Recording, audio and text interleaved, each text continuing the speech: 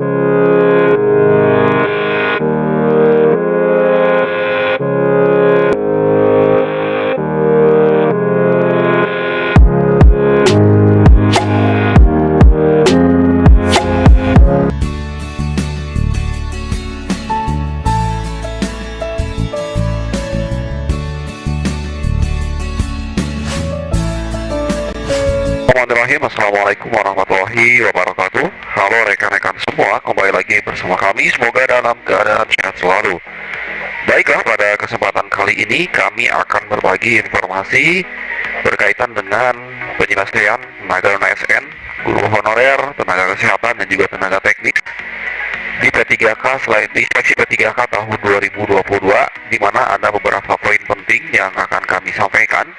Di antaranya ini muncul dari pengurus P2G atau Perhimpunan Guru meminta Jokowi untuk turun tangan atasi masalah guru honorer pada seleksi P3K. Dan ada juga kabar gembira, ini ada Permendikbud ataupun juga peraturan Sekjen Mendikbudristek tentang petunjuk teknis penyaluran bantuan insentif bagi pendidik non-ASN.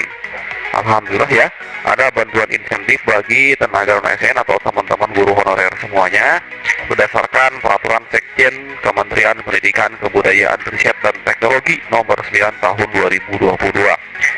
Dan untuk itu, untuk lebih jelasnya teman-teman silakan simak videonya sampai selesai. Dan seperti biasa, bagi rekan-rekan yang baru bergabung pertama kali menemukan channel ini, untuk menekan tombol subscribe-nya dan aktifkan lonceng notifikasinya agar teman-teman mendapatkan informasi-informasi terkini terupdate seputar pengangkatan honorer menjadi ASN P3K.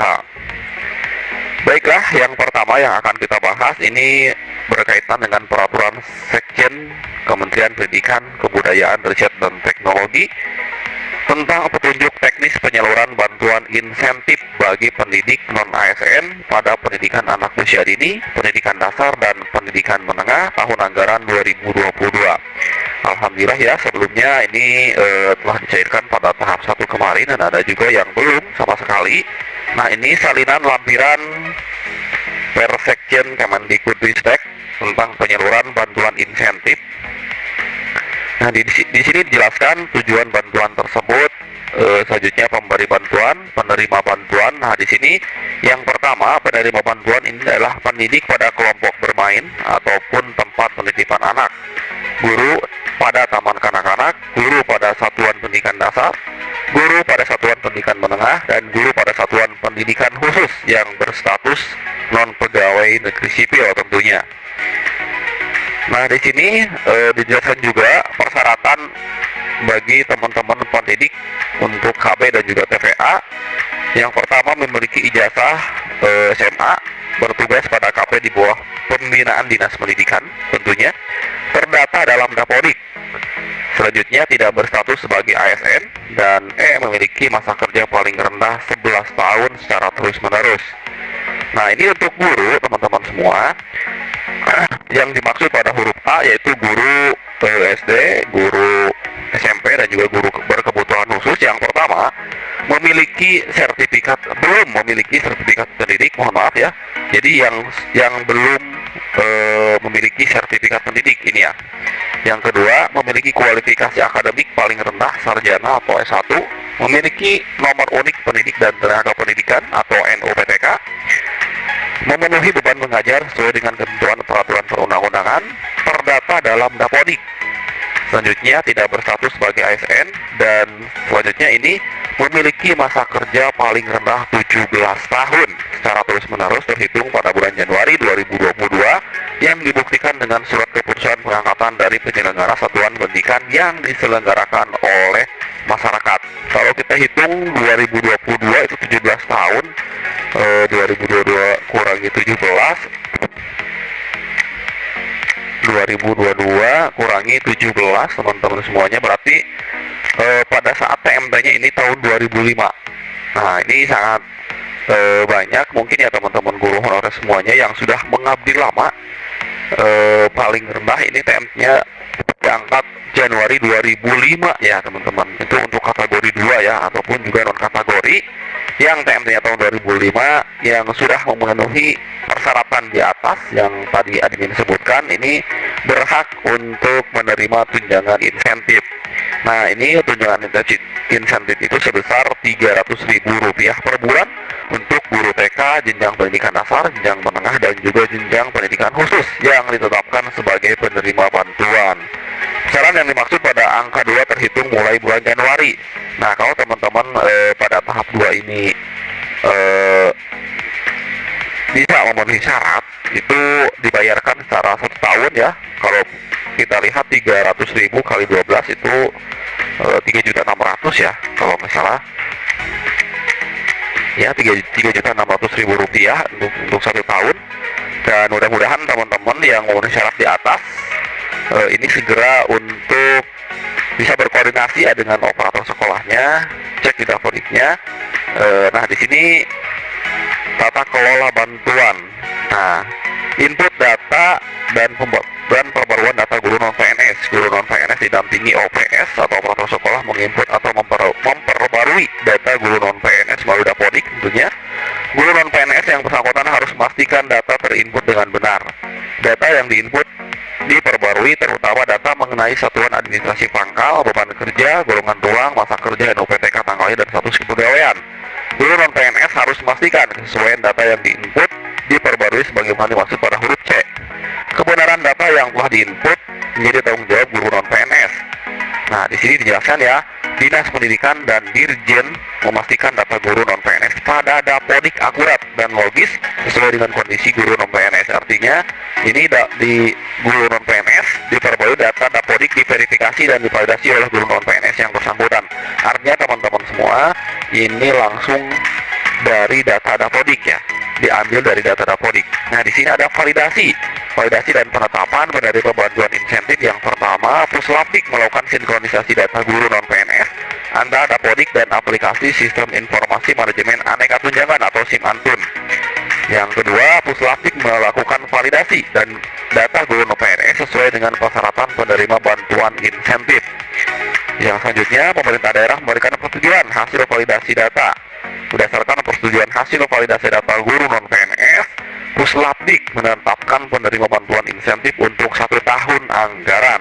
Nah, ini ya 1 tahun anggaran. Mudah-mudahan semuanya ataupun guru-guru yang bersangkutan yang telah memenuhi syarat tadi ya, yang TMT tahun 2005 yang belum diangkat menjadi ASN P3K atau PNS di sini, ini berhak ya untuk menerima bantuan insentif tersebut.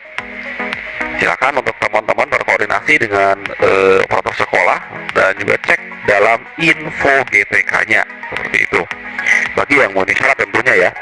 Nah, informasi yang kedua yang kami dapatkan juga dari Perhimpunan Guru ya atau P2G meminta Jokowi turun tangan untuk mengatasi masalah guru honorer tersebut. P2G ingin Presiden Jokowi untuk turun tangan mengenai persoalan guru honorer dalam seleksi P3K yang menyisakan nasib guru yang terkatung-katung, bahkan ada yang belum digaji sampai berbulan-bulan.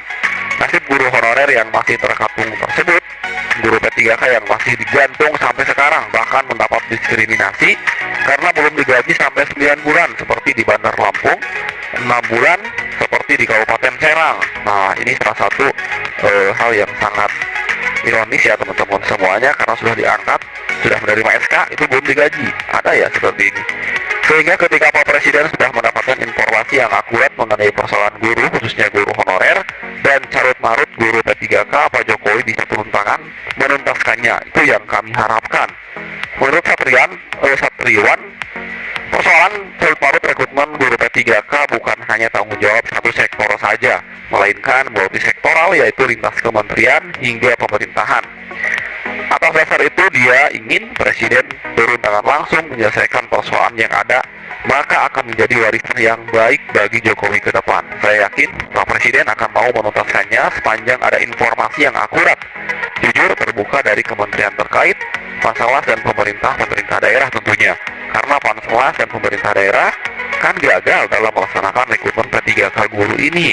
Dia menilai koordinasi yang buruk antara kementerian terkait Panselwas dan juga pemerintah daerah membuat persoalan dalam rekrutmen P3K ini muncul.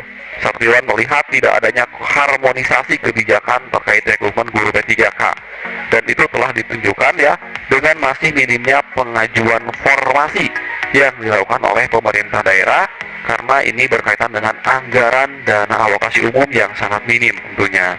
Namun pemerintah pusat menjangkal bahwasanya anggaran DAU ini telah maksimal, walaupun sudah ada surat edaran terkait gaji yang dialokasikan ke daerah lewat DAU. Pemerintah daerah memiliki pandangan yang berbeda-beda ya, karena anggaran tersebut ditransfer dalam bentuk gelondongan. Ini interpretasi yang berbeda sehingga menganggap tidak ada anggaran untuk gaji. Tapi sebenarnya ada surat resmi dari Dirjen Perimbangan Keuangan terkait biaya gaji mereka. Mereka merasa tidak punya anggaran, mereka tidak mau mengusulkan formasi. Itu kata PLT Dirjen BTK Kemendikbudristek Ibu Nuk Suryani. Lalu dana spesifik untuk pengangkatan P3K tersebut hanya akan ditransfer ke Pemda pada saat pengangkatan sudah terjadi. Nah itu ya, sekarang Mas Menteri Nadiem Makarim mengeluarkan pernyataan bahwasanya untuk P3K untuk tahun 2023 formasi akan dilengkapi oleh pemerintah pusat, dan anggaran gaji dan tunjangan melekat pada untuk P3K tidak bisa digunakan untuk hal lain, bahkan tidak bisa digunakan dalam hal pendidikan lainnya, seperti itu. Semoga saja dengan adanya pernyataan 3 kebijakan ataupun